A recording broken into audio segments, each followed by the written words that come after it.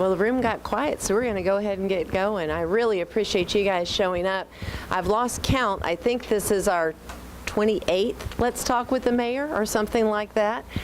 So we appreciate you guys showing up. I remember when we first started this a while ago, some folks thought that this was a gimmick and we weren't going to keep going on, but we keep having people show up, and that's a good thing. And we get a lot discussed, a lot of questions answered, and so we're going to keep on doing it until we have, I think it's going to be a total of maybe 32, if my calculations are right, by the time I leave office, and about 16 months, and it's been a great ride. I tell you, it's been something else to see this city grow and prosper during these times, and particularly what we've been through lately, which we're going to talk about in just a minute. But first I want to make a few introductions and thank some folks. I want to first start out by thanking PNB Broadcasting, who's here, and they're actually broadcasting live on Hip Hop 106.5. So PNB, thank you so much for always being here, for always broadcasting for those who couldn't come out, so they can hear some of the information that we'll be providing here today. And also, of course, want to thank the Columbus Museum, always free. What is it? Always changing, always free. A lot of people don't realize that the museum is opened for free for certainly students, people of all ages, and we have some pretty impressive exhibits here that would be interesting to younger folks. It's an amazing collection, so people need to get used to coming here and recognizing this is part of our community, and we greatly appreciate the Columbus Museum for opening up to allow this forum so we can see that it's a facility that's used in a lot of different ways. So thank you so very much. And also we want to thank our sponsors tonight. We have the Chamber of Commerce Young Professionals are one of our sponsors, the Urban League Young Professionals, the Young Art Patrons, and the Young Lawyers Division. Obviously there's a theme there. These folks are our future leaders. They're the ones going to be running for office. They're the ones going to be helping us to craft solutions to some of the challenges that we face today, and certainly the challenges we'll have in the near future. And so we thought how appropriate, but to get them involved in this civic conversation that we have on a quarterly basis. I want to also recognize Councilor Mike Baker, who's here in the back. Mike, so good to see you. This is his district, District 5. As you all may know, Mike is a certified public accountant, and we use his expertise on a regular basis, as you might imagine. So Mike, thank you for what you do. He helps to put a steady hand on the wheel of our city government. We're so very appreciative of him and our other counselors which serve us in this community. A couple of things. The way this works, this is really your show, and so I'll make a couple of brief statements to maybe get some of the questions flowing, but as soon as I finish with some opening remarks, we're going to turn it over to Lisa Goodwin, who's the Deputy City Manager, to say a thing or two, and Deputy City Manager Pam Hodge to say a thing or two, just what's going on from their perspectives. Usually our City Manager makes some introductory remarks, but he's actually at a conference representing Columbus and unable to be here. And then certainly if Councilor Baker wants to say hello, we want to hear from him as well. So as soon as that's over, then it is your show. For 75 minutes, the citizens here get to ask just open mic questions. Anything you want to know. Maybe there's a pothole in front of your house and you don't know how to get rid of it. We know how to get rid of it. So be thinking about what your questions will be, and we'll go from there. To start out, to tell you a little bit about what's going on, I thought that it would be appropriate, in addition to our normal subjects, which we'll be hearing about tonight, to open it up for thoughts and observations from you all about this tropical storm Irma. The eye of the storm came right over us. Of course, we were expecting and had planned for the worst, but we were expecting it to be much more intensive. We caught a break, as you all know from watching the local weather, and we did not have the winds. We had 40-plus mile-an-hour winds, but we didn't have the 70-plus mile-an-hour winds. We didn't have the 7 inches of rain. We had 3 inches of rain. So we caught a serious break, week, and we're very, very grateful for that. We have an amazing emergency management team. These folks are professionals. They've been doing it for a very long time. I think Riley Land is here. Riley, but of course we've got our Homeland Security Director, our Fire EMS, Chief of Police, so many folks involved in our emergency management planning team.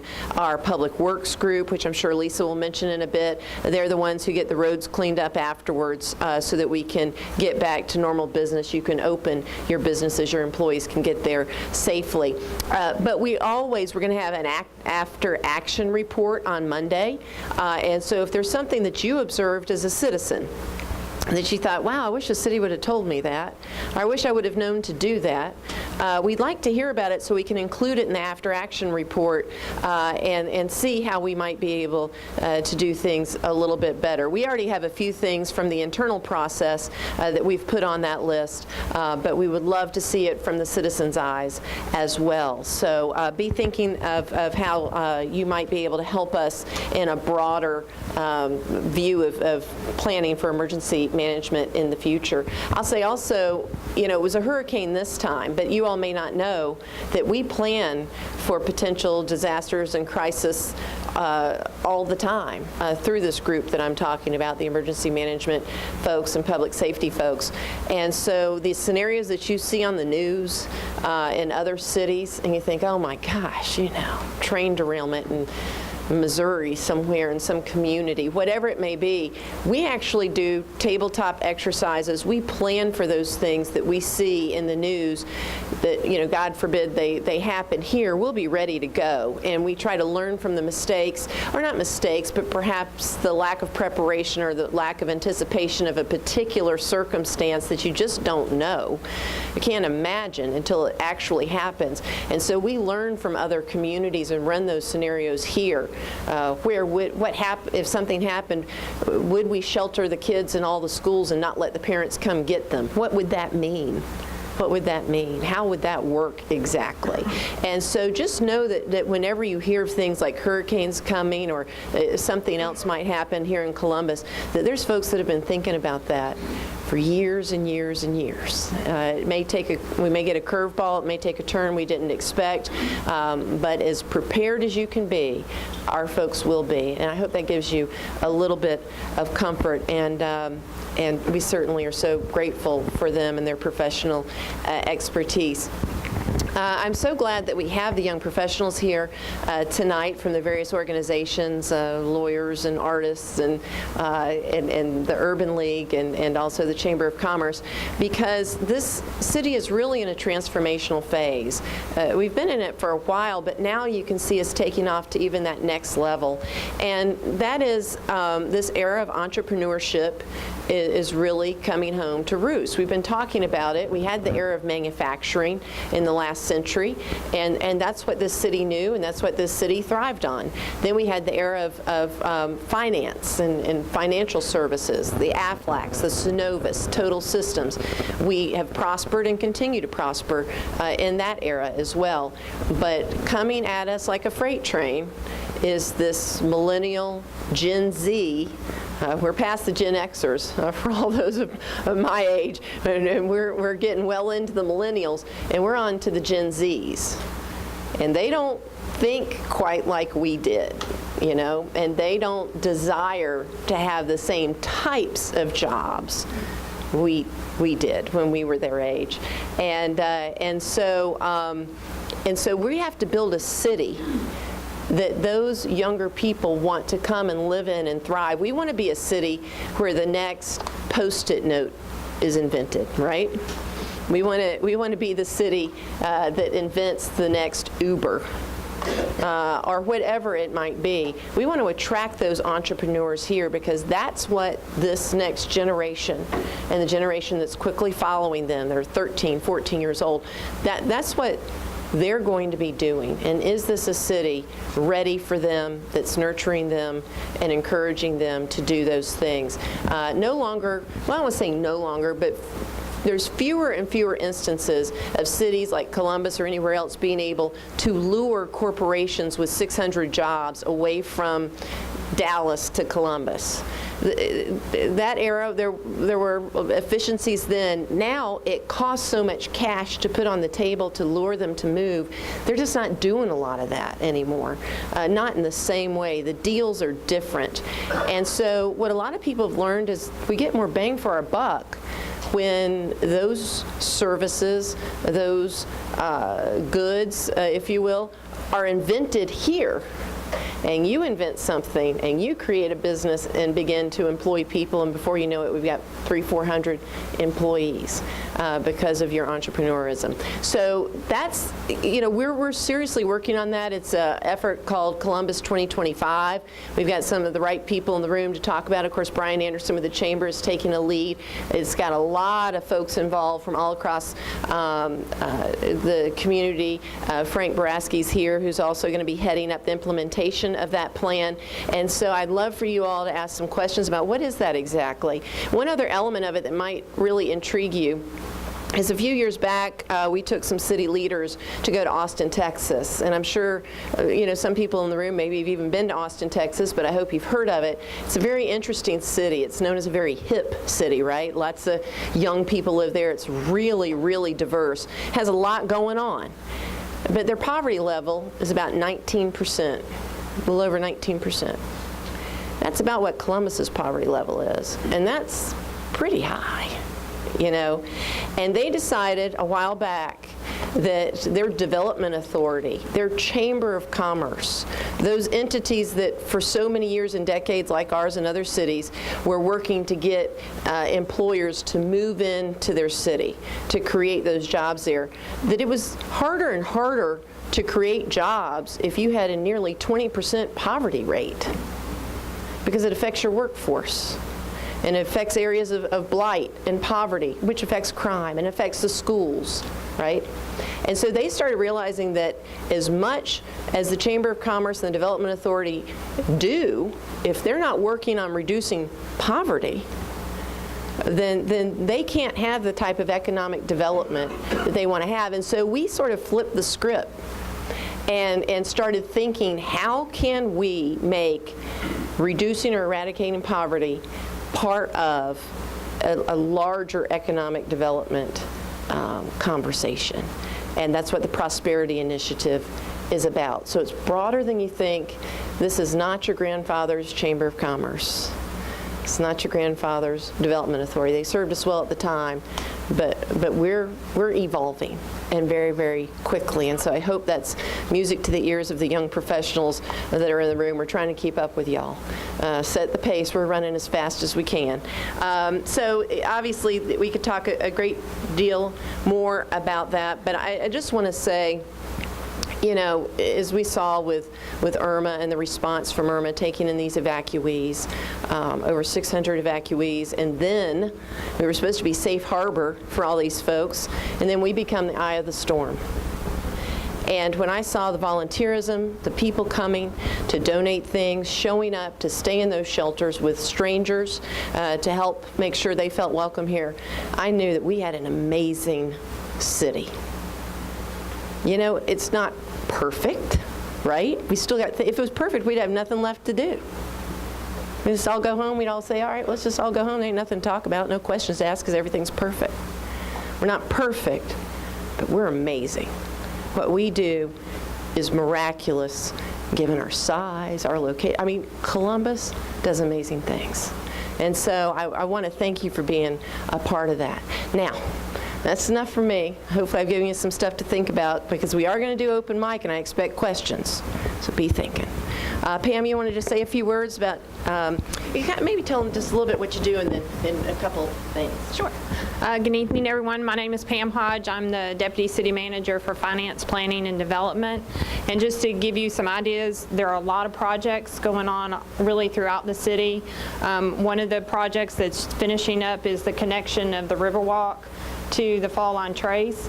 So you'll be able to ride all the way from Salmon Road to Fort Benning, and it'll be connected. We hope to have that finished by the end of October. Some other projects are road projects that are going on. There'll be a new roundabout at River Road.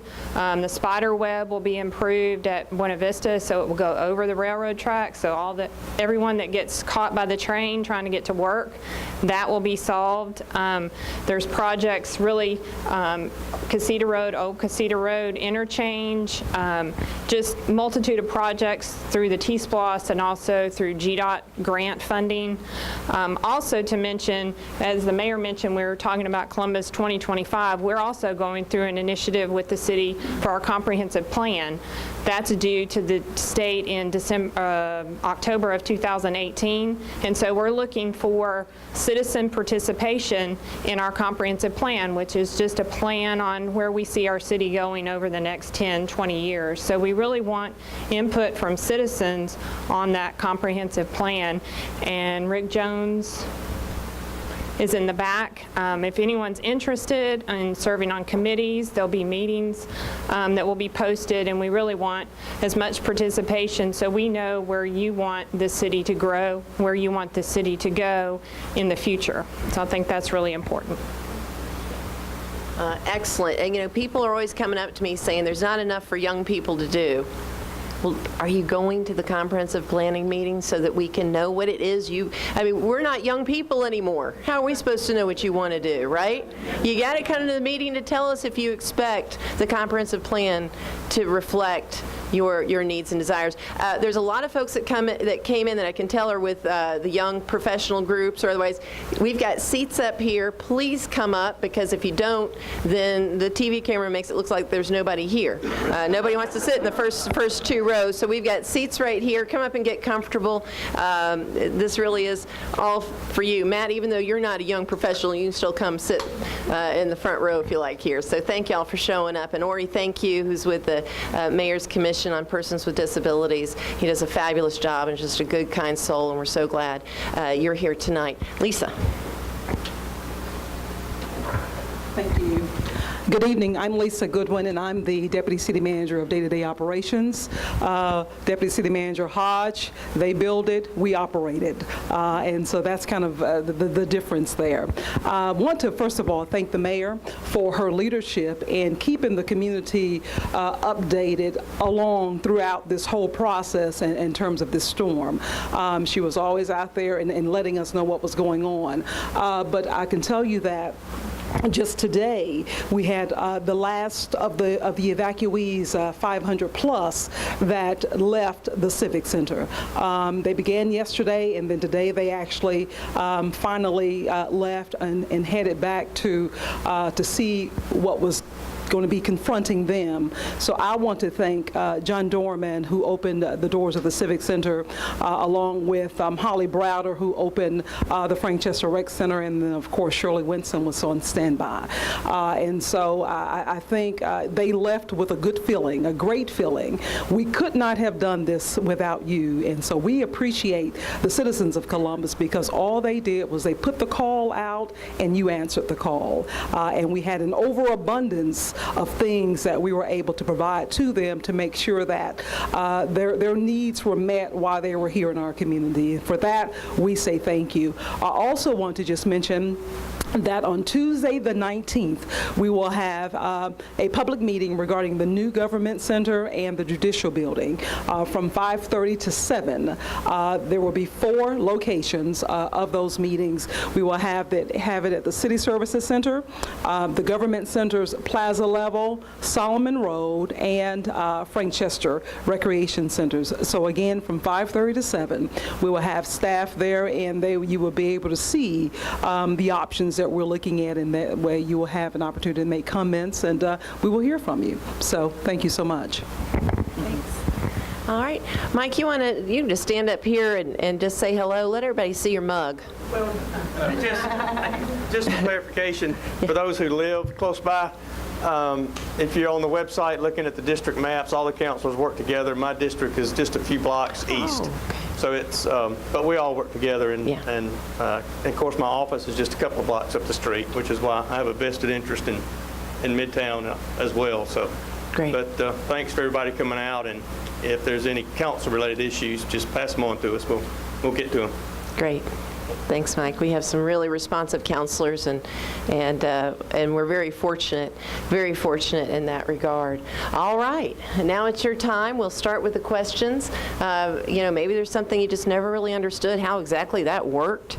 Maybe you lived somewhere else and wondered if we do the same thing that they did there. Again, we're happy to answer that. So you can go to the microphones here in the middle, or just raise your hand. And who's got the microphones tonight? Does Eric have it? Anyway, if there's an extra microphone floating around, we'll get it to you, or you can just have this one. So Eric, you might see if there's an extra microphone. Oh, Mike has one, and then you can hustle up and get it too. So who's gonna break the ice?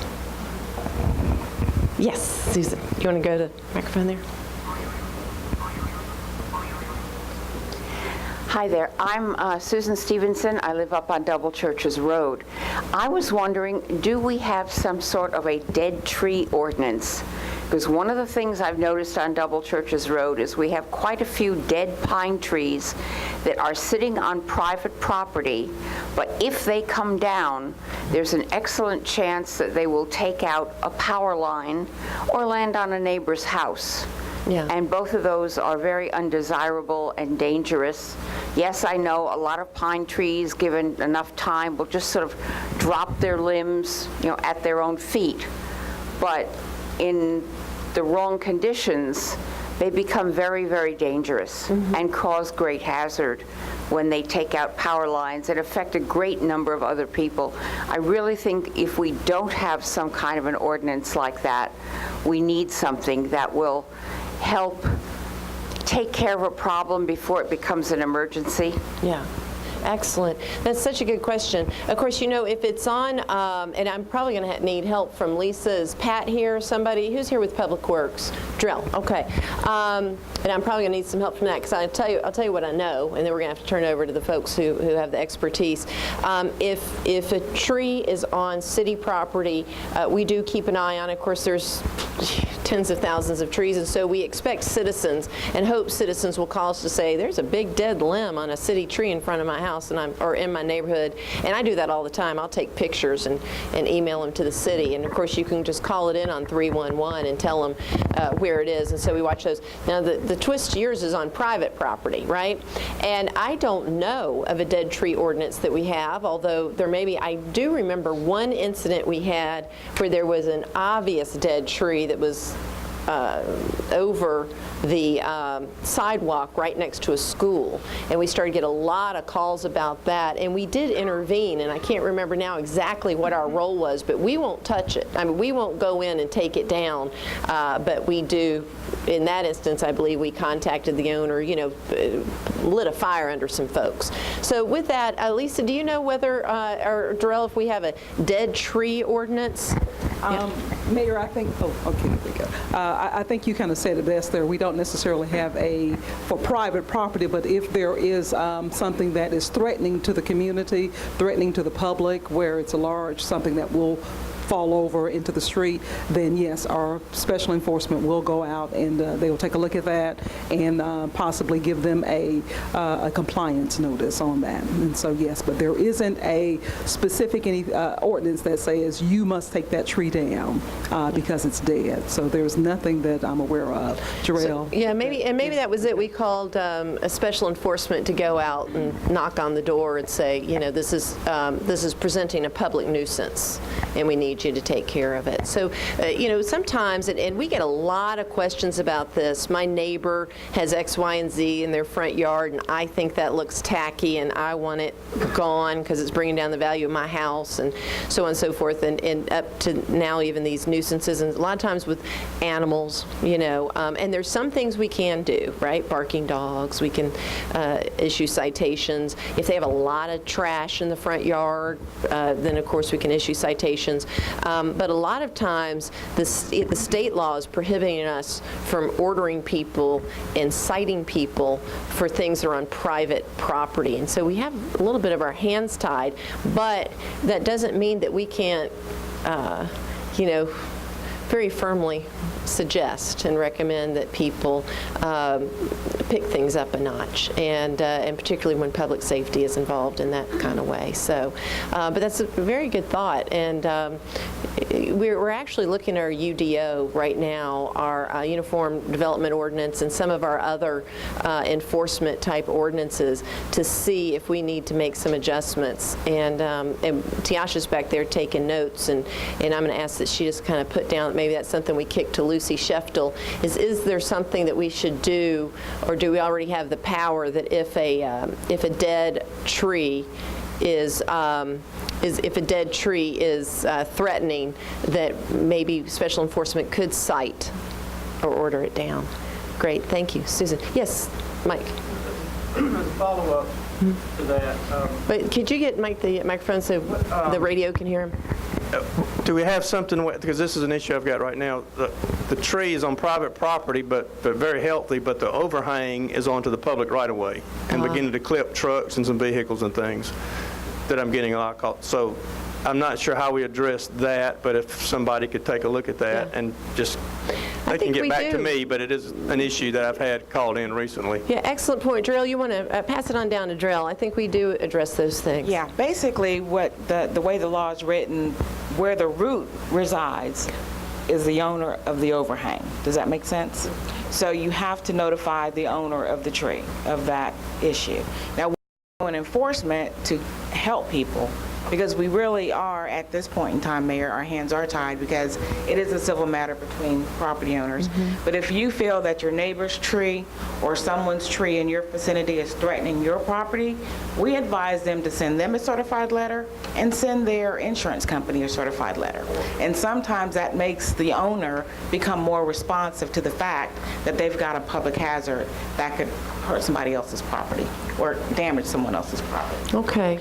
So on that, Mike, it sounds like maybe we do send special enforcement by so that it doesn't damage trees, but see if we can't encourage a property owner to send, or whoever you're dealing with, a constituent, to send a note, a written letter. The overhang is on the public on the street. Yeah. If the overhang's on the public street, we can cut it, can't we, Drell? Yeah, okay. Yeah, okay, excellent. Now, we got a lot of folks that have come in, and really do please come forward. We're not going to keep you late. I promise to have everybody out of here at 7:15. I've got my clock up here I'm going to be keeping, and particularly if you're a member of one of the sponsoring organizations, there are a few seats around, and we ask that you please come up so it looks like folks are here when the Ledger Inquirer is taking those great pictures they're taking. Yes, sir. State your name. So I'm Terrence Lewis. I actually live in District 5, so hello, Mr. Baker.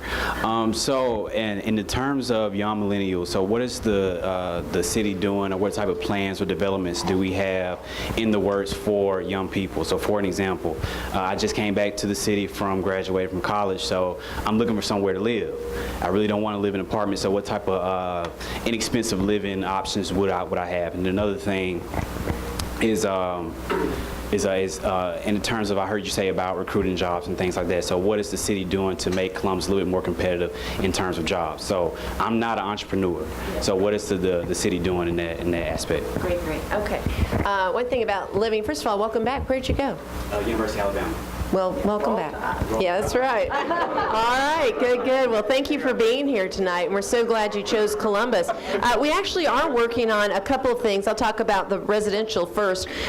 We have about 30 square blocks just north of the Total System headquarters that is pretty desolate. If you drive through it, there's some homes up there, certainly some citizens up there, and a nice little, tight-knit community, but it's lot after lot after lot after lot of vacant property, and it's right on the river. Best views of the river in the entire city, vacant property. And the city owns over 50% of that property because in the time of this downturn for many, many decades, either the houses were, publicly assisted, financed in some way, and the city came back to own them again through these various federal programs. And so here we sit, and we own all this property with the greatest views, and we thought, what should we do? So we developed a plan for a Creative Village. And actually look back, and in 1828, that area was mapped out to be called City Village. So we just readopted the name they gave it in 1828, and we're calling it City Village. And what we're doing there is planning, and it's online. If you go to columbusga.org/planning, you can actually see the City Village plan in great detail about how they're going to, keep the streets narrow and sort of hip, and encourage things that young folks want, the coffee shops, what are they called, Frank?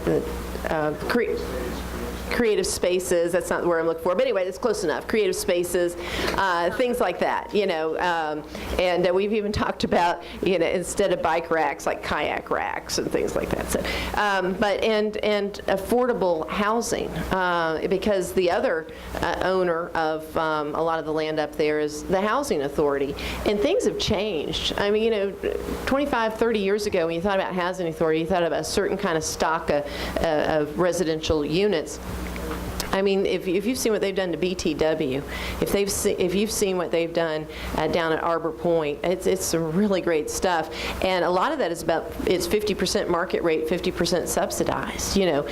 We've been to places around the country where you literally couldn't tell. It was near this particular place I'm thinking of was near a hospital, and they had doctors and radiology technicians, totally in other ends of the income scale, living in the same places because they were that cool, that close to work. So that's the concept of City Village. It's been planned, it's been laid out. Right now we're in the process of finding the right developer who knows how to develop those kinds of things, partnering with some of these other, like the Housing Authority, to redo Chase, and so Chase may be removed in its present sense, and those units moved to another location within City Village with much more interesting and attractive housing. So those are some of the things we're doing.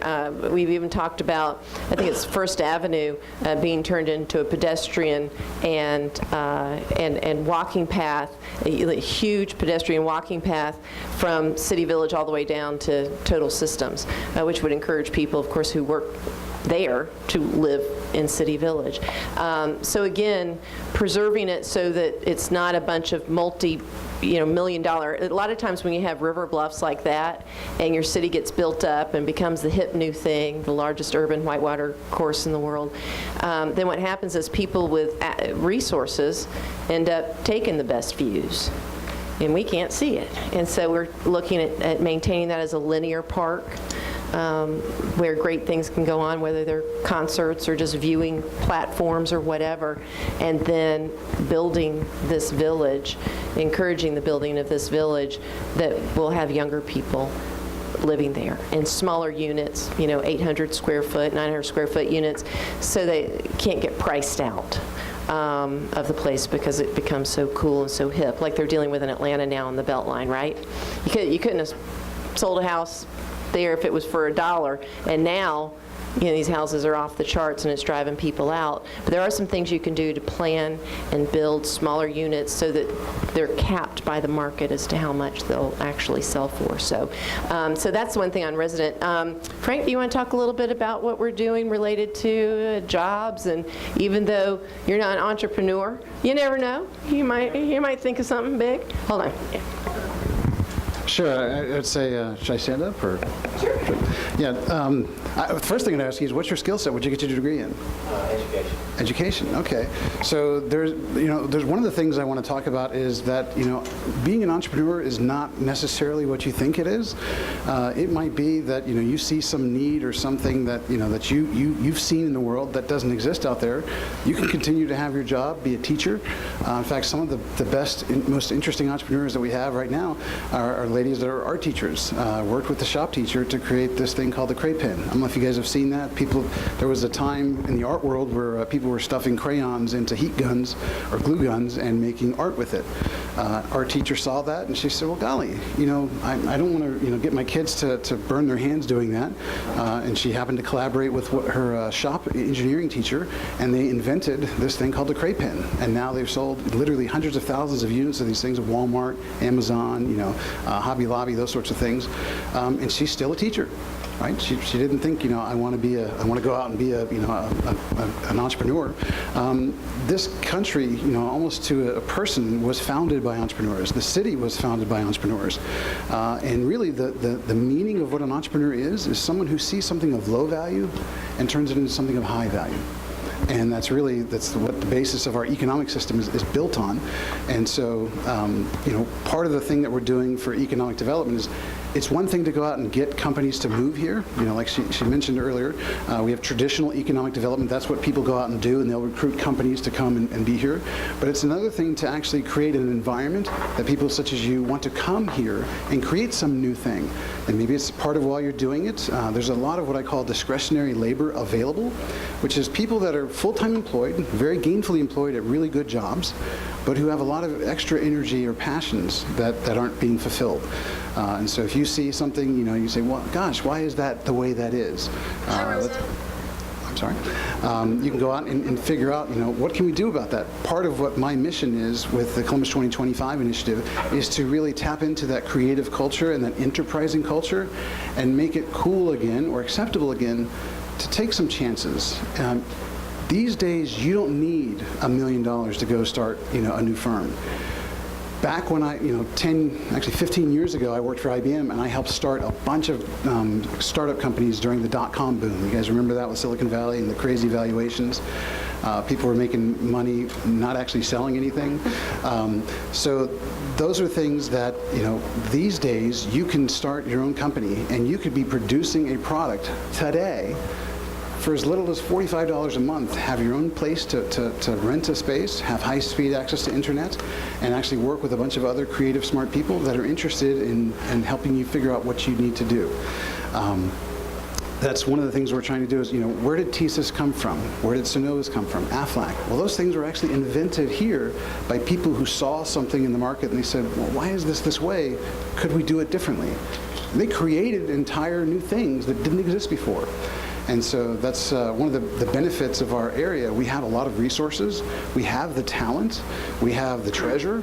What we're working on is figuring out what are some of those impediments that you guys might see that we can we remove some of those barriers to make this a cool place. So instead of going to Austin or to Boston or San Francisco, you could actually start those kinds of companies right here while you're still gainfully employed.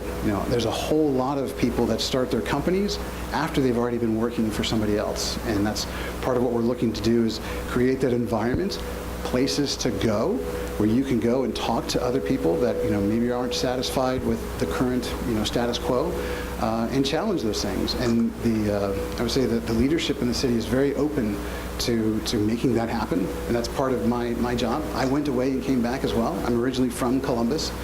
Some of you may know the Frank Brasky. That's my father. I taught at Marshall Middle School for about 30 years. And so that's part of what I'm doing is going into places and figuring out how can we get engaged, especially with the youth. But there's really no lower limit or upper limit as to when you can become an entrepreneur. Two of my favorite examples, Truett Cathy. You guys ever had a Chick-fil-A? He didn't become a millionaire entrepreneur until he was in his 60s. He didn't become a billionaire until he was in his 70s. Benjamin Franklin, one of our greatest founding fathers and statespersons, he didn't become a scientist until he was in his 40s. Right? All the work that he did with electricity and the discovery that he did was after he had already done a bunch of other things. He didn't become a statesperson until he was in his 60s and 70s. So you're never too young to start, as Sharika will attest. She does the Kitchpreneurs. She's got folks working out of different spaces selling things on the Saturday market. If you haven't gone to the Saturday market, it's an incredible opportunity to go see some amazing work, both artwork as well as hand-produced crafts and whatnot. Some of those are being produced by kids. One of the groups that I'm super proud of, running out of a co-working space downtown called Columbus Makes It, is Innovative Supplies. And it's a group of young men and women from Kindred, and some from Carver and Spencer as well. And they've got a little business thriving where they come in and they work and they make customized notebooks and products that they ship literally all over the country. and they did a substantial business last year. So there's lots of opportunities, and they're still just students. Right? They go to school and they're doing their thing, but you can do a lot of things on your own discretionary time. You don't have to just go and watch TV. Being an Alabama fan, Nick Saban had one of my favorite descriptions of investment versus spending time. Investment is going to learn how to do something, like learning a foreign language or learning how to code. Spending time is going to go play a video game. Right? That's spending time doing a video game, or investing time learning how to make a video game. Those are some of the things that we've got going on with the creative movie industry, et cetera. So, good stuff. Thank you. And you know what? Even if you said, because I don't think I'm really very much of an entrepreneur. I mean, I'm innovative in different ways that has to do with civics. But all that Frank just talked about, for those other people that are very innovative and entrepreneurial, they're going to be creating jobs. For the folks who say, I don't have that talent, I just want a job, be able to feed my family, whatever it is. Well, thank God they're entrepreneurs and created those 50 jobs, 25 jobs. And so that's what we need, that vibrancy. And that creates the disposable income that then goes into the restaurants and into the shops and things like that too. Yes, ma'am. Hi, I'm Renita Sweed. I'm the Social Engagement Chair for the Young Professional, as well as the President of the Urban League YP. And I actually have two questions. My first question is, are you available next week to meet Frank? Absolutely. Okay. Yes was the answer. Okay, and then my second question is in regards to the NAACP asking to remove Confederate monuments last month, and you're expressing that I guess you denied it or didn't agree with it. I really just wanted to hear more about how the decision was made, because when I hear Confederate anything, it's linked to me being a second-class citizen. Sure. So I don't know how the decisions are made to turn things that were once about oppression into things that are used today. For example, like the Trade Center is I think they produce firearms for the Confederacy, right. But now people get married there. Right. So I just had it. Same thing. I appreciate the opportunity to respond. I made a very strong statement. It's online. I encourage everybody to go see it, because I feel very strongly about this. First, let me say, because we're being broadcast live, there is no harbor for hate in this city. So if you come with the objective of trying to make people feel like second-class citizens, you will not be welcome, and we'll make that very clear, okay? And secondly, I have no problem taking down memorials, except for a state law, which I'll tell you about in a minute. There's actually a state law that prevents you from taking down any memorial, regardless of the war. And so we have to have that law changed before people can do anything.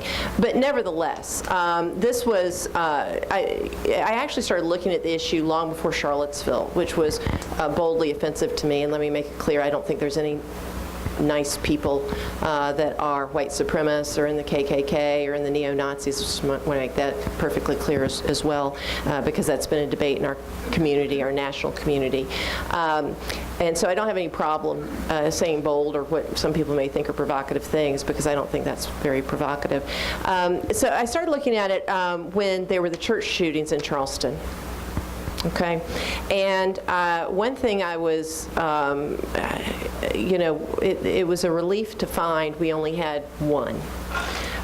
We had a memorial down on Broadway, and so I began looking at it, and there was no general on it. It was not put up in what we think of as the Jim Crow era, which a lot of these statues that are now becoming the subject of a lot of discussion, they were put up for a reason. I mean, it was not even veiled. We're sending a message that we still aspire for these state supremacy objectives. And it was put up, the timing of it, there was no doubt. And of course, the Confederate flags being reinstituted in many, many states were done largely in the 50s, and for that very Jim Crow promoting time, and it has no place. As I said in the paper, no Confederate flag will fly on any public property in this city. And so we were fortunate that we didn't have Confederate flags flying on any public property. We do have an ongoing discussion related to a Confederate cemetery that we have. We actually are doing some surveys and some things about whether those flagpoles where there are the sons of the Confederate veterans own some lots. You have to actually buy a lot to have a plot in a cemetery, whether those flagpoles are on private land or public land, and what exactly we're going to do about that. So we're actively working that to make sure there's no Confederate flag on any public property in the city. There is not now, but we want to make sure it stays that way. About that specific one, it actually was a memorial to the Confederate dead, which I thought sent a pretty appropriate message of the folly and the cost of the war. It was put up by private funds, and it was put up during a time where the families of the Confederate dead were still alive. And so it was truly a memorial to the loss of those who went and fought a war of secession and, frankly, treason. And I know some people take great pride in the war because they had ancestors, but people need to understand that the war was to secede from the United States of America. And so that's why at that time I said, and knowing of course that the state has a law that we couldn't take it down, but nevertheless, that memorial is something that marks a moment in our history. I think we need to be very careful about eradicating our history because we all know it, and if I took it down, it wouldn't change what you know about our history. But 3 generations from now, it may lose its impact. The kids won't really know what exactly happened, and be able to have objects to say, what's that about? And so that was the reasoning, because it was not used for part of the Jim Crow effort to use government as a weapon, and it was not used for. Oh, and then one other thing that I said in the statement, where I put like 3 or 4 reasons that I considered, is that at that time, both Abraham Lincoln and Andrew Johnson had pardoned the dead in a national effort of reconciliation, because just the human toll, as you read, of your son being killed at a war, and having that he died as a traitor, was something they felt would create a schism that would not allow the country to come back together as one union. And I felt that if Abraham Lincoln and Andrew Johnson could pardon them as men who got caught up in a war. Not all of them, were generals now. Some of those folks didn't have options. They were fighting a war because they were conscribed to fight a war. And to heal the nation, that 100-something years later, maybe it was appropriate to allow that memorial to the dead to remain where it was. So, yes. Okay, thank you. Do you have anything else further? I don't know. I just feel like there should be more conversations about both sides of the history that we're talking about. If someone has died in a war, like you're saying, and you want to honor those who have died. However, if you've died in a war in order to oppress other people, it's always going to be an issue. I don't know if it's private, since it's privately funded. Is that the reason why? I think that's one. It's certainly an element of the factors to consider. It is on public property. It's on the Broadway, and so it is certainly on public property. I don't want to deny that, but it was put up with private funds, and I think that. I'm very pleased to hear that the city did not fund it back in 1879. And so for me, and I hear what you're saying, they fought a war to continue a way of life that had people as not just second-class citizens, as slaves. And again, it's more, it's a very interesting memorial. I think certainly, the family puts things in there that give them solace, but it also makes very clear that these people's lives were wasted. And I think it's a tribute to the folly of war and treason, and the burden that if not for the benevolence of the two presidents to try and bring the country together, they would have had as a stigma for generations to come. I don't know, as long as we continue to have monuments, there's how many streets named Robert E. Lee? The only way we're going to really heal is if the conversation happens and then you hear both sides of the story. So you're talking about history. The history is like, well, my family member died. My family members died. We're all in the same boat, but we're living in two Americas. It doesn't make sense to me. Yeah. And I don't know how we bridge the gap if you're, I don't want to say you're like kind of deaf to an opposing opinion, essentially. And not necessarily you, but as a whole, you're deaf to the opposing opinion. Right. Because you don't want to feel uncomfortable about having the discussion. Yeah. So. No, I think we, first of all, I don't feel uncomfortable about having the discussion, and I'm sure our city leaders don't feel uncomfortable about having the discussion. And it's certainly something I appreciate you bringing up today, and we can continue. I know right now, as we left it with NAACP, is we're looking at a way to put that into context. As you said, perhaps to talk about what exactly it was that they were up to, what exactly the price, the 100-plus year price we've paid for that war, and the continuing chasm in our community because of it. So I appreciate that, and I think we can hear. We've tackled some pretty tough issues on race in this community previously, and there's no reason in the world why we don't continue to have this discussion. All right, So, thank you. Thank you very much. What else? Yes. Are we going to bring more? Are we going to bring more business back to East Columbus? More business back to East Columbus. Well, of course, we look forward to bring all business back, but what specifically are you talking about?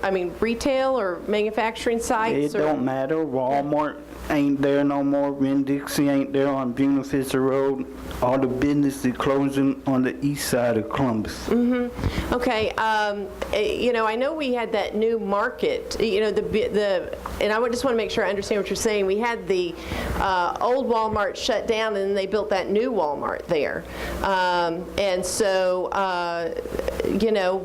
yeah, I don't know, Lisa or Pam, does anybody have any thoughts about any investments that are going on in East Columbus? One of the things we're trying to do, obviously, Lisa talked about, is get over those railroad tracks so that this part of that city isn't isolated and the infrastructure is ready for that type of investment. But you make a very good point. Let me look into what exactly we're doing. Walmarts are private investments, and the best we can do is create an environment and an infrastructure as the city to encourage them to invest there. And so usually they're following rooftops and population growth. And so if the businesses are leaving there, that tells me that they're following the population somewhere else, and we need to look at why the population's leaving. And so let me get with, we'll put that down, let me get with some folks and see what's going on with the population there, what businesses have closed, and what strategies we can start putting in place to begin to address that. Is there anything else other than because they're making notes as you're talking, other than the Walmarts, the retail, what else?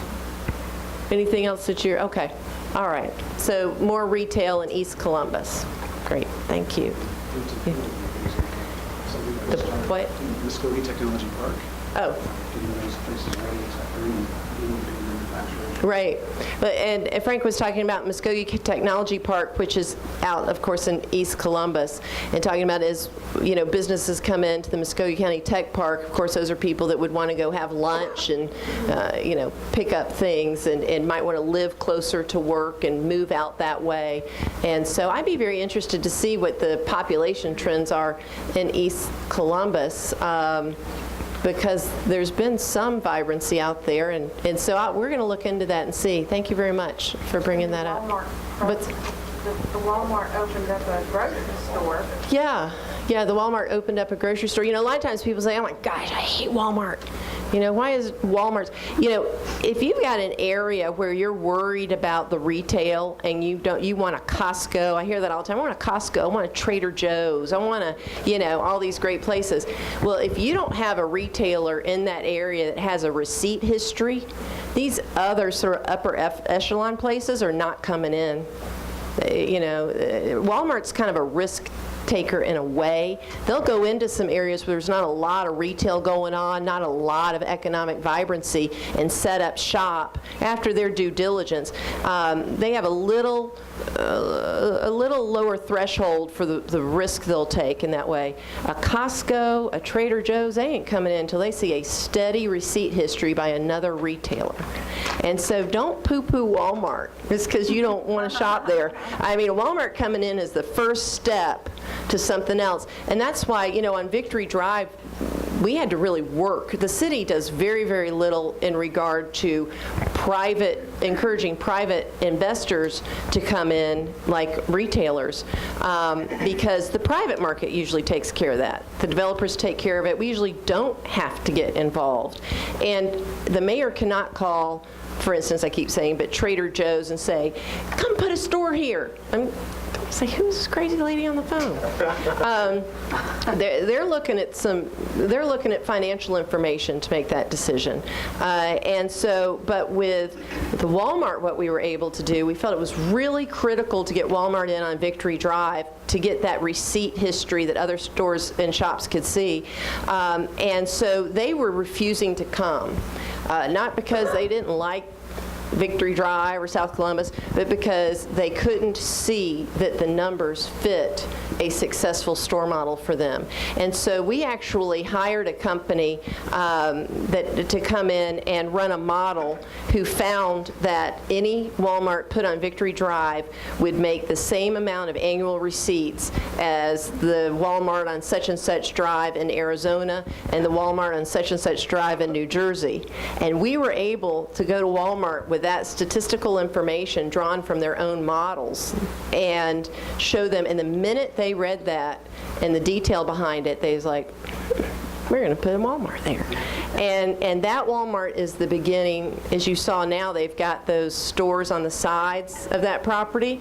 You know, you're starting to see some synergy, right? And as they are successful, not boarded up, you're going to start seeing more and more. So it looks like we need to start looking at the same thing in East Columbus. Appreciate you bringing that up. Do you have something? Yes.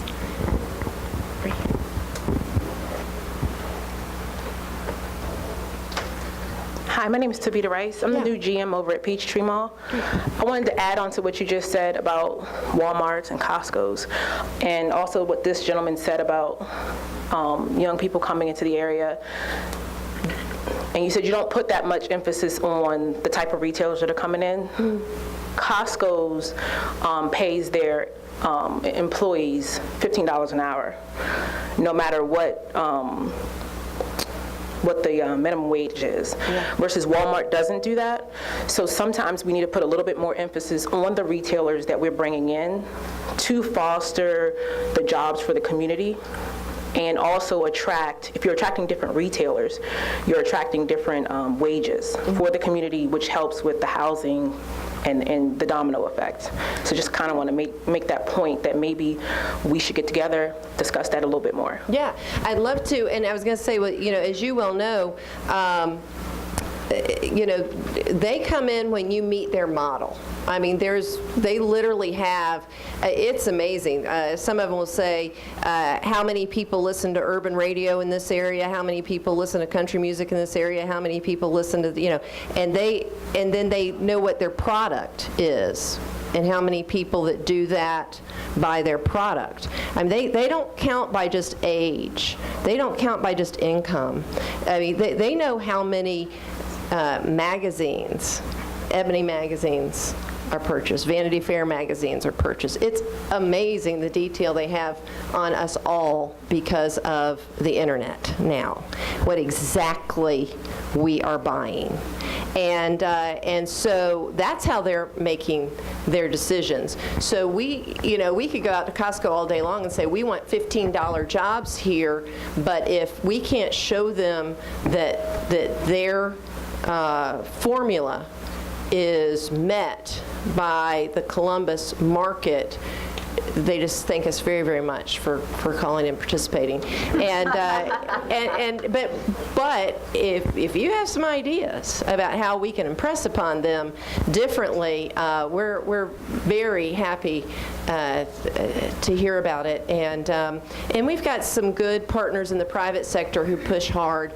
But the problem there is they're risk averse. They want to go to where they can most certainly make the money, and so they really are following the population trends. They're following where people are moving to and not where they're moving out of. And that's why it's so important that we have a city where we can have population growth in every single corner of the city, or else all of the retailers are going to end up in one sweet spot. So, did you want to add anything, Brian, from the Chamber about this discussion related to retail? I don't want to put you on the spot if you think we've covered it, but... I just would add that retail's changing every minute. Walmart was probably the only one still building stores today, and that's going to change over the next 6, 8, 10 months. Restaurants are still building at a decent clip because we're all going to eat out. But with Amazon and other electronic consumer purchasing, you're going to continue to see bricks and mortar struggle in the sense of growing like they used to grow. So we've got to be smarter working with our retail partners and making sure we're working with entrepreneurs to grow what can. People are going back to some shop local and authenticity minds. They don't want to just shop at the same chain store they used to shop at. So as all these models keep changing, we've got to make sure that we're well averse of how to lure the ones we want, how to make sure the ones that are here are successful. Don't go to Atlanta or Savannah to do all your shopping, shop here. That's not just a chamber pitch, but that means that's certainly your neighbor that's working there. So I think if you look at those demographic trends, the mayor's correct. They do look at very sophisticated models.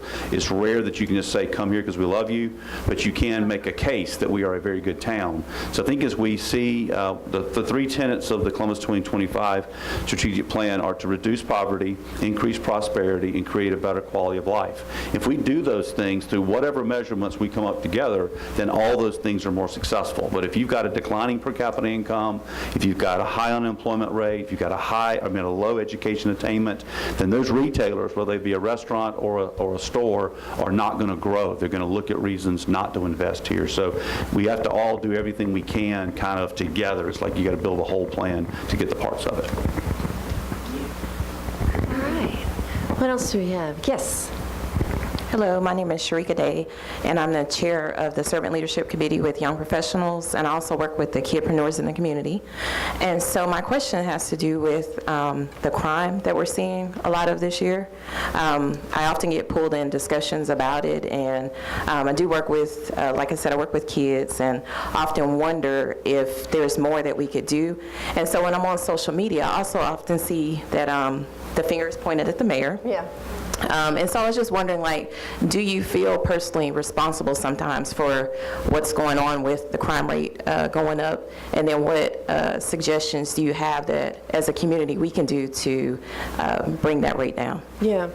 The mayor's job is to create a hope, to create an environment in which people choose a life that's devoid of crime, right? Because the commission of the crime is something that individual thought, I've got nothing to lose. Either because they didn't stop long enough to think about it, or they did and just decided jail was just as good as what their current circumstance was. And so the mayor's objective is to create a city where hopelessness doesn't breed and spread. For individual acts of violence, no, I don't feel personally responsible for individual acts of violence. And it's also almost, I can't even think, unless a police officer happened to be right there, that a police officer could stop an individual act of violence, particularly murder. But what we can do is create, of course, a community where people feel like they will be apprehended, they will be put in jail, and therefore they will know I'm not going to blow everything on this. And also where, lawlessness begets lawlessness. That's why when I say that murders happen in clusters, they're happening in clusters for two basic reasons. One is sometimes they're retaliatory. Somebody was in a drug deal and killed somebody, and that decedent's brother comes looking for the person who killed his brother. Yeah. And so that's why they happen. You'll see, and you'll get a hint in the paper that we don't talk about it because we want to ultimately prosecute the crime, right? So we don't want to be out there saying what we know exactly. But there's between the lines, a lot of times you can read, these guys knew each other. The thing about Columbus that's interesting, you got to understand your crime in order to prevent it and try to reduce it. Almost all of our murders are people who know each other. These are not just driving by. I mean they're either it's domestic, which we had a few years back. We had over 50% of our murders in that particular year were domestic violence. That's not always the case. That was a little bit of an aberration, but they're almost always people who felt like they were in some sort of whether they were at a party, an event, whatever, they felt they got disrespected. And so what used to be like a shoving match of, don't talk to my girlfriend like that, don't you ever push me like that, everybody's got a gun now. So instead of a pushing match and just blowing off steam in that way, all of a sudden now it's boom, people are dead. And so that's kind of what our murders are in Columbus, and we have to understand that and be real about that. I don't know why, and it happens in every community. It's not just here. I guess they're looking for a person to hang it on, and the mayor just happens to be somebody who takes responsibility where the buck stops. I mean, and so that's going to happen. Like I said, it happens everywhere. But the constructive conversation is, why did that murder happen? And what can we do to stop that kind of environment where people feel like they have to shoot and kill somebody to be respected or to maintain their respect. But with that sort of, and that's the mayor's job, is that more conceptual thing I've just talked about, is environments of hope and opportunity where people feel they have something to lose, environments that aren't lawless. People can help us out, by the way. We have some murders open right now. We may have suspects, but we've got murders open right now that we know people know who killed that person. And ain't nobody talking.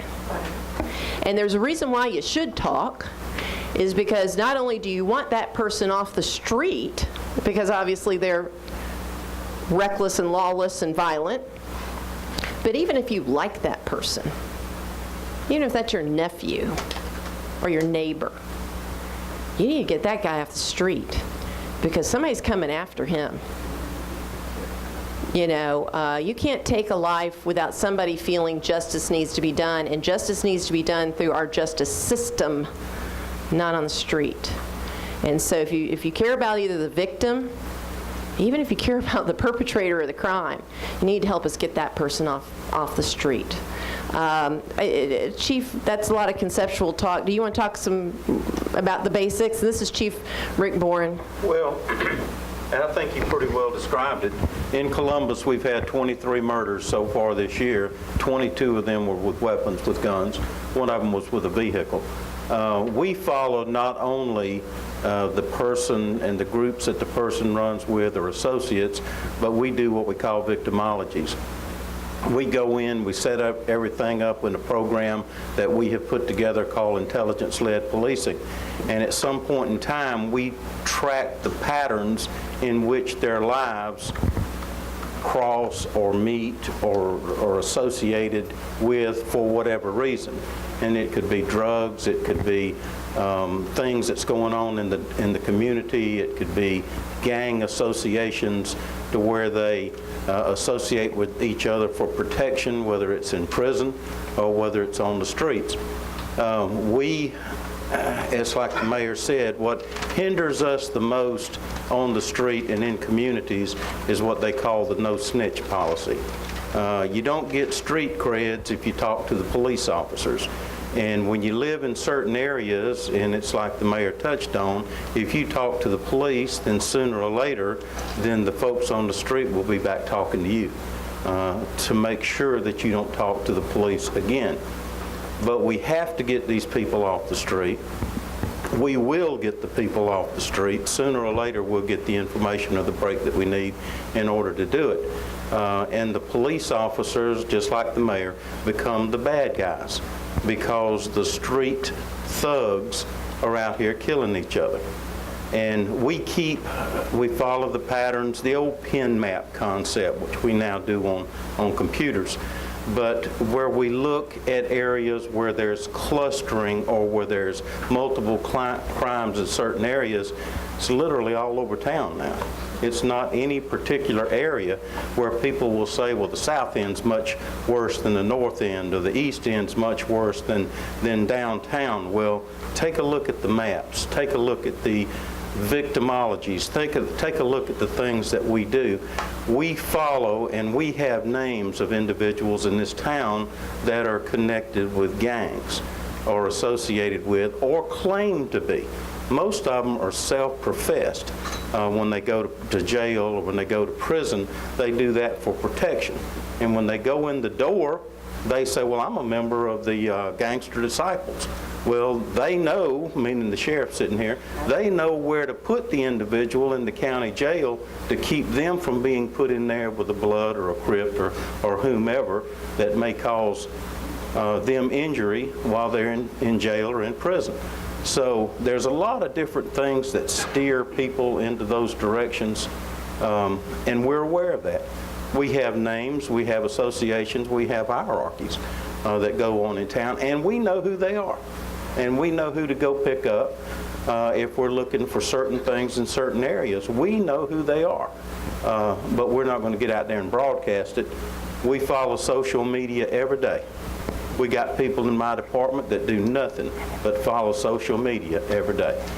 And you get out there and you have a description of an individual that's committed a crime, a very detailed description if possible, and you go to a Facebook page and the individual's wearing the same clothes that they just described to you that the individual was wearing when he did the shooting or the armed robbery or when they stole the car or whatever. So we know what to look for, and we do it every day. Yeah. Good description. Yeah, and a couple of things. The Chief's absolutely right. The things that probably wouldn't surprise you, right? People who are dealing drugs, people who are gang associated, people who, are involved in break-ins and then getting fights over how exactly that money was distributed and things like that. Those are folks, when I say they're living risk-based lives, if you got a friend, a buddy from high school or something that's living that life, that person's at risk big time. That is a risk-based life. But I got to tell you something. I'm going to talk about two that I'm not going to tell you when they happen, but just generally refer to them, that are equally as tragic, if not more so. But a guy and his girlfriend get in a fight. She calls her ex-boyfriend to come pick her up. The current boyfriend ain't real happy about that. They get in a fight in the parking lot, take off in their different cars. One doesn't think the conversation's ended yet, so follows the other. One ends up getting out of the car, and somebody pulls out a gun out of the glove compartment, shoots and kills him. Now these are people, not doing drugs. These are people employed, living lives with too much to lose. And that is equal or more so of a tragedy than some of the others that we imagine the minute we hear there's a murder. There was another husband and wife at a party. and the husband gets the impression that neighbor's hitting on his wife, and it happens to have ready access, somebody has ready access, I think it was the other guy, to a weapon, and shoots and kills the husband who made an accusation he found offensive. Those people had a lot to lose, and they lost it right there. And so, you know, I don't know how the mayor could prevent that or the police could prevent that, but, you know, there's a lot of things we need to look at. One, risk-based lives. People say, oh, the mayor's, you know, trying to blame a victim. Well, you know, I don't know. In that scenario that I just provided, if you're selling drugs, if you're in a gang, and I say you have a risk-based life and you take offense to it, I'm sorry. It seems very obvious to me you're living a risk-based life if that's the activity that you're involved in and you're carrying guns involved in criminal activity. That's called risk-based life. And then, you know, of course, recently people took great offense because I said, please don't carry guns when you're going to house parties and when you're going, you know, because we can point to incidences where if people had not had a gun on their belt at that moment, the worst thing that might have happened is somebody might have got a bloody nose for looking at somebody's spouse wrong, right? So, you know, those are just the realities we got to keep talking about. I'm sorry people take such offense. But that's how, in Columbus, Georgia, if there's a murder, those are the types of things that we're seeing. And we take them very seriously. And we do try to work with young people, middle school, high school, obviously, through all sorts of programs in our crime prevention department, which is doing some really great things. And that's working on the broader objective of letting people know they're important and they're valued, so that when they have the opportunity later in life to make decisions, they don't choose that type of risk, and they don't choose violence over stepping back at the moment, even if that hurts their ego. The next morning they're still alive. Okay? Anything else about that? Crime is such a big, big subject. Yes, sir. Yes. And this will be our last one. So let's get you a microphone. I promised so many people I'd have them out of here at 7:15, but as we always do. But yes, sir. Yes, I'm a local school teacher. My name's Stephon Lawrence, and I work at Carver High School here in Muskogee County. He was Teacher of the Year. I don't know why he's being so modest. Thank you. That was a year ago. Well, it's somebody else now. So, but in my classroom with my kids, I teach 10th graders, and I did an assignment with your article. We were talking about the First Amendment flag burning, and then we talked about this. And one question was from my kids about the placard that you mentioned. You were willing to work with the NAACP. Yeah. Mm-hmm. I had my kids write their own editorial for we don't have a school newspaper, but it's for my classroom newspaper, and the majority of them mentioned we would like to see what happens to the unity placard. Mm-hmm. That's what they mentioned in their editorials. And the other question was, as we talk about the kids, I'm a native of Columbus. I grew up here. I was wondering in particular about certain programs that I don't see anymore that were here when I was a kid, like Great Camp. Mm-hmm. The Columbus Midnight Basketball League, which I believe was run through Parks and Rec. Now, being a kid or a young adult, maybe I kind of missed some of the violence that was happening. Maybe it's always been happening and I was just oblivious to it. But it seems like every summer, my heart breaks every month several times because it seems like the victims and the offenders are getting younger and younger. Yeah. And so I was wondering where programs like Midnight Basketball League that kind of kept kids off the street from 7 to midnight, where funding for those went, if that was, I don't even know if that was run through the city or not, and if there were discussions about bringing programs like that back so that we could give kids something constructive to do, especially summer weekends, things that they could be involved in. Excellent. Boy, so much to say and such a little time to say it. A couple things. You know, my God, I love your idea. You know, here we are dealing with this issue related to these Confederate memorials and how strongly I feel about talking about the issues that I'm sure there's people listening that I've got emails packed up right now because I said they were treasonous, right? I can just tell you, it was my great-grandfather, he wasn't a treason. You need to read that history book a little closer. But anyway, you know, and I said earlier, we're an amazing city. Let's blow it out of the water. What can we do? What can we do with this? Right? We've got the state law that says we can't take it down, and trust me, I've tried a few things. I mean, you know, I've tried to work it. But there it is. What can we do to put it in context and make people feel like we've really told the history and pain of this? Let's not do what you know, Birmingham does, Nashville does. Let's do something amazing. You know, what can we do that's just different and gets to the point? Even if it's painful or hard to look at. And so I love the fact that the kids are writing this, and maybe there's some great ideas there. You know, I love having forums. I have forums all the time. But they usually, I'm just going to tell you, result in people yelling at each other. I mean, somebody stands up, and sometimes that's cathartic, and I'm fine to moderate, you know, this extreme position and that extreme position, and then somebody tries to be the great peacemaker and moderator. But basically, everybody leaves with the exact same attitudes when they came in. But it can be constructive because at least they heard some opposing views. So I'm fine to do as many forums. I've got to be the most forum mayor in the country, for God's sake. So we can do some forums, but what else can we do that gets us to an incredible solution? And I'd like us to think about that, and maybe email, have conversations, whatever you all feel. Let's think about that, how we can tackle this. Midnight basketball and so forth. We stopped midnight basketball in, I think, 2009 or something in the wake of a scandal that happened related to the basketball. We actually did try to bring it back, and it was unsuccessful. And Lisa, if you want to just briefly mention, since we're running out of time, that process. And I wish Holly, is Holly not here? Becky is here. Becky's here.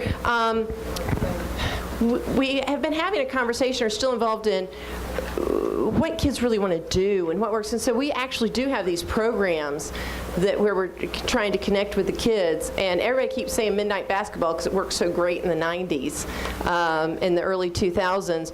But when we tried to bring it back, people, we just, you know, weren't interested in it. And I think that tells me that a lot of the success was probably around the person who was leading it. As you know, the person who was leading at the time was somebody who everybody loved and admired, and you know, and the program was actually getting a lot of notoriety for some of the talent it was developing, and of course that's what led ultimately to the scandal, right? So when we had to revamp it in a different way, it didn't have that same, quote, prestige, and I think it wasn't attracting a lot of people. But let's talk real quickly about midnight basketball, and then Becky, if you can tell us about some of the programs, because that is our point. We try to keep kids active and engaged, and you're right, it's heartbreaking to see these 13-year-olds being taken away for burglary. You know. Although we don't have midnight basketball anymore, they are looking at a number of other programs that are very similar to that, working with organizations and, of course, even in-house in developing some of those. So you will see more of some of that coming back in terms of that type of program. And so I can tell you there are a number of different ones on the table. I'd be more than happy to talk with you a little later about that. But Becky, is there anything you want to add in terms of that? No, the only thing that I would say is if you look on our webpage, by the end of this month, we have a new program guide that covers all of those programs. We are trying to do some basketball in-house, not through the midnight basketball thing, but in-house, and we also have numerous new programs coming. We have a program coming out by the end of this month. Okay. Just look on our website. You know, help us be cool. You know, I mean, we're just adults trying to figure out what kids want to do, and we get a lot of feedback, you know, obviously, because we have programs and kids do come to our programs, and so we can tell from just the numbers what's working. But if you see something in some other community that the kids are lining up to do. Well, you know, and our people go to conferences, and it's not like we're just sitting there in our office waiting for a great idea to hit us in the head. But if you got an idea, something that would resonate with the kids in this community, even though it's outside the box, let's do it, you know. And so, and we always have all these great ideas. I hesitate to even say them because then somebody will say, hey, when is that coming? But you know, we've been to other cities, seen great things, and thought about bringing those things back here, hit a roadblock for whatever reason. We have to rethink it, and we do that all the time. So if you hear of something or see something or just have an idea, that entrepreneurial spirit we were talking about, man, let us know. Okay? It doesn't have to be midnight basketball. It could be something else that the kids want to do. Maybe it's gaming wars. I don't know. You know?